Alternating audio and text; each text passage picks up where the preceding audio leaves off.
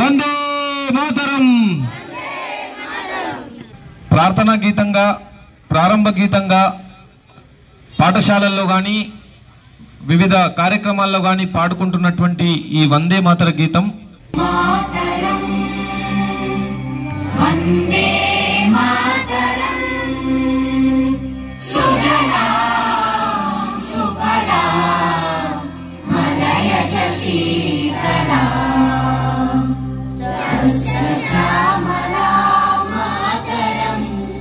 వందే మాతరం శుభ్ర జ్యోత్స్నా పులకితయామిని పుల్లకుసుమిత ద్రుమదల శోభిని సుహాసిని సుమధుర భాషిని సుఖదాం వరదాం మాతరం వందే वंदे मातरम। बाहो मस्तक नत से हम करे राष्ट्र अभिवादन, हम करे राष्ट्र आराधन आराधन। अपने हंसते शैशव से अपने खिलते यौवन से प्रौढ़ता पूर्ण जीवन से हम करे राष्ट्र का अर्चन, हम करे राष्ट्र आराधन आराधन आराधन।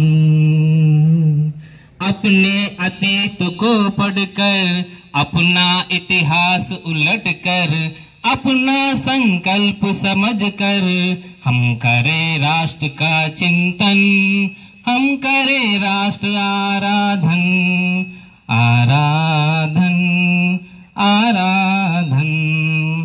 हमने उसे दिया था राष्ट्र का उच्च सिंहासन, वह काल चक्र के गति से वह टूट गया सिंहासन। माँ जिस पर बैठी सुख से करती थी जग का शासन, अपना तन मन धन देकर हम करे पुनः संस्थापन, हम करे राष्ट्र आराधन आराधन आराधन आराधन। हमने तिलक दिए थे माँ के अर्शोनित से, हमने श्रृंगार किया था माँ के अरमुंडों से। हम करे राष्ट्र आराधन, हम करे राष्ट्र आराधन आराधन आराधन। ఈ పాట స్వాతంత్ర సమరంలో ఒక ఆత్మలాగా పనిచేసింది ఒక్కొక్క వ్యక్తిలో। ఇంకా నేను కూడా దేశం కోసం పోరాడాలి, దేశం కోసం చావడం కాదు పోరాడాలి, ఈ యొక్క ఏదైతే ఉందో ఈ విషయాన్ని ఆత్మలాగా పనిచేస్తుంది, చాలా ఉపయోగపడ్డది। మరి అదేవిధంగా వందే మాతరం నినాదం కూడా ఒక్కొక్క దెబ్బ బ్రిటిష్ వాళ్ళు పడుతూ ఉంటే వాళ్ళు తలవంచలేదు, వందే మాతరం అంటూ కూడా వాళ్ళు గట్టిగా నివేదించడం జరిగింది। అందరికీ కూడా ధన్యవాదాలు, సభకు ధన్యవాదాలు। ఇప్పుడే విచ్చేస్తున్న పోలీసు శాఖ వారికి సాదర స్వాగతం సార్। రండి, వందే మాతర జాతీయ గీతాలాపన। సార్ చెప్పినట్టు మనకెవరికన్నా ఏదైనా దెబ్బ తగిలితే అమ్మ అంటాం, కానీ ఆ రోజుల్లో బ్రిటిష్ వాళ్ళు భారతీయుల్ని పట్టి కట్టేసి కొరడాలతో కొడుతుంటే అమ్మ అనలేదు, వందే మాతరం అన్నారు। అది వందే మాతరం యొక్క గొప్పతనం। ఎవరినైనా చంపేయడానికి వస్తే మనం పరిగెడుతుంటాం, కానీ ఉరి కంబం ఉరి తాడును మెడకేసి లాగుతుంటే కూడా వందే మాతరం అంటూ చనిపోయినటువంటి దేశభక్తులు వందలాది మంది ఉన్నారు। అటువంటి గొప్ప గీతం, గొప్ప నినాదం వందే మాతరం। ప్రధాన ఉపాధ్యాయులు గారిని మాట్లాడవచ్చు। మాతరం మాతరం మాతరం మాతరం వందే మాతరం. వందే మాతర గేయాన్ని ఆలపించి 150 సంవత్సరాలైన సందర్భంగా జాతి యావత్ ఈరోజు ఆ యొక్క జాతీయ ఆనాడు ఉద్యమానికి ఊపిరిపోసిన నినాదం ఏదంటే వందే మాతరం.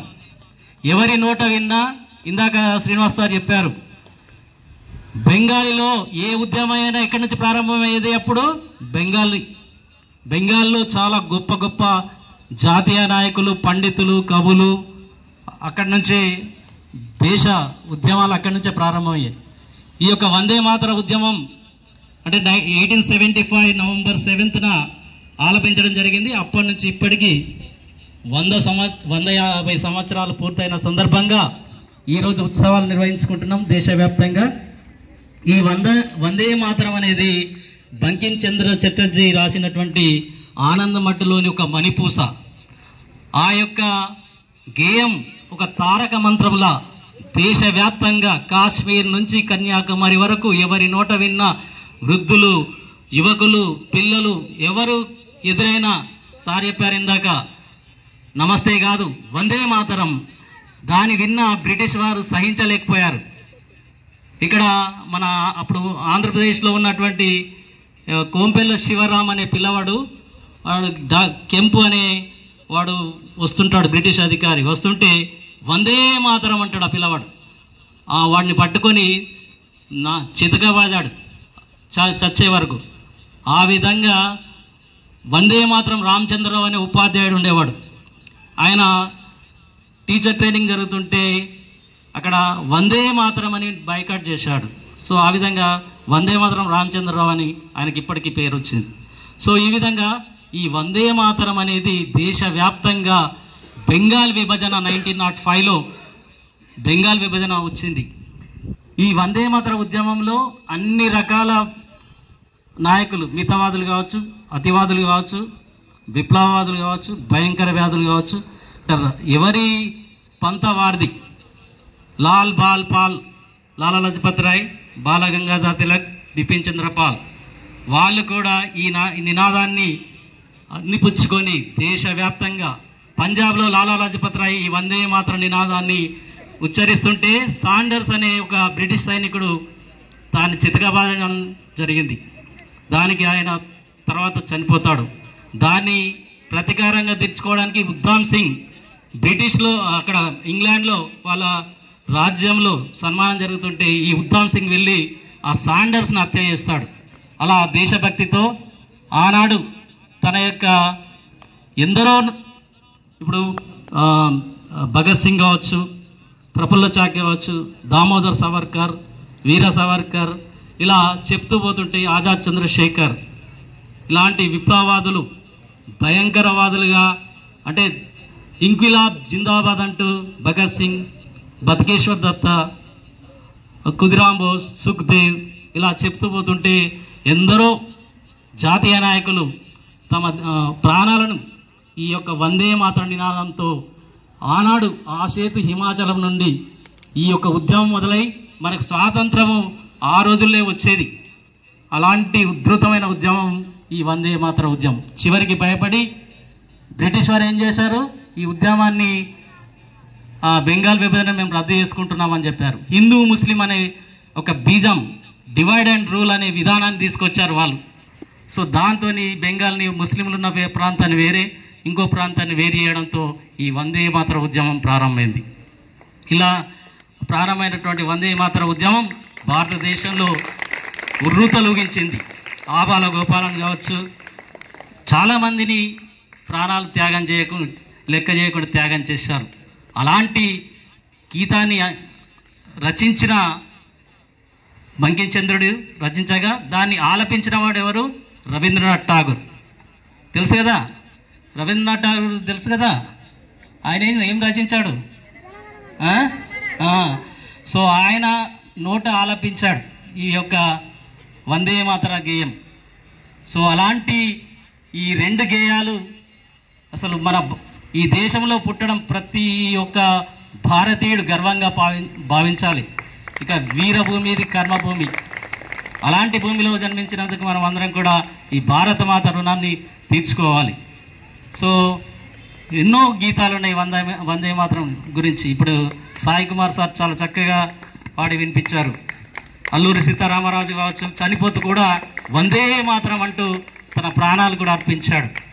సో ఈ విధంగా ఈ వందే మాతరం ఆ నినాదం అనే ఒక జాతీయ తారక మంత్రం లాగా భారతదేశ ప్రజలందరినీ ఒక ముక్త కంఠంతో బ్రిటిష్ వారిని గడగడలాడించిన ఏకైక తారక మంత్రం ఏదంటే వందే మాతరం. సో అది ఒక జాతీయ ఉద్యమం. తర్వాత వచ్చాయి ఉద్యమాలు. తర్వాత వందే మాతరం ఉద్యమం తర్వాత 1919 జలియన్ వాలాబాగ్ సంఘటన వ్యతిరేకంగా సహాయ నిరాకరణ, 1930లో శాసన ఉల్లంఘన, దండి సత్యాగ్రహం, 1942 క్విట్ ఇండియా. సో ఈ విధంగా లాస్ట్ ఉద్యమం do or die. So 1942 quit ఇండియాతో మన భారతదేశానికి స్వాతంత్రం రావడం జరిగింది. ఏది ఏమైనప్పటికీ ఈ 150 సంవత్సరాలు అప్పటి నుంచి ఇప్పటి వరకు ఈ తారక మంత్రం, ఈ యొక్క వందే మాతర గీతం అనేది ఎప్పుడు ఆ చంద్ర తారార్కం అంటే సూర్య చంద్రులు ఉన్నంత మట్టుకు ఆ గీతం భారతదేశంలో ప్రతి నోట వినిపిస్తూనే ఉంటుంది, ప్రతి గొంతులో మరి మనం కలిసి పాడుతూనే ఉంటాం. Thank you. Vande Mataram, Vande Mataram. Okay, ధన్యవాదాలు.